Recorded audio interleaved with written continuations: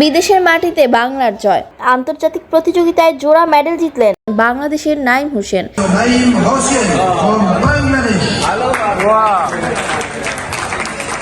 আন্তর্জাতিক স্তরে French king বক্সিংয়ের পক্ষ থেকে বাংলাদেশের হয়ে লড়াই করে ইন্দোনেশিয়াতে, যেখানে 75 কেজি হেভিওয়েট গ্রুপ খেলে 16টি দেশের মধ্যে দ্বিতীয় স্থান অধিকার করেন বাংলাদেশের নাঈম হোসেন।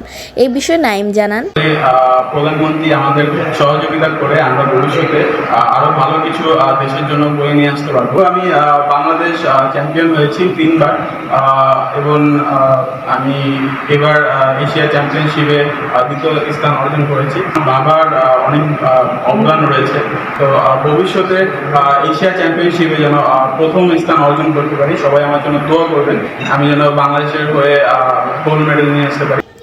বাংলাদেশের মুখ উজ্জ্বল করেন নাঈম হোসেন। জোড়া মডেল সিলভার পদজয়ী নাঈম হোসেন ঢাকার কামরাঙ্গীচরের বাসিন্দা।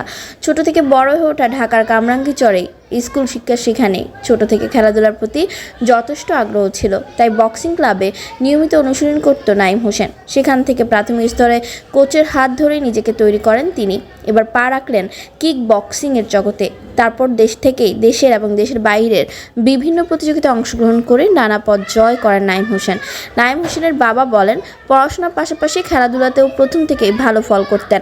খেলাধুলার প্রতি আলাদা টান রয়েছে ছোট থেকেই। এবারও গতবারের মতো জোড়া মডেল সিলভার জিতলেন। নাঈম বলেন, তার লক্ষ্য আগামী দিনে বাংলাদেশের হয়ে গল জয় করবেন।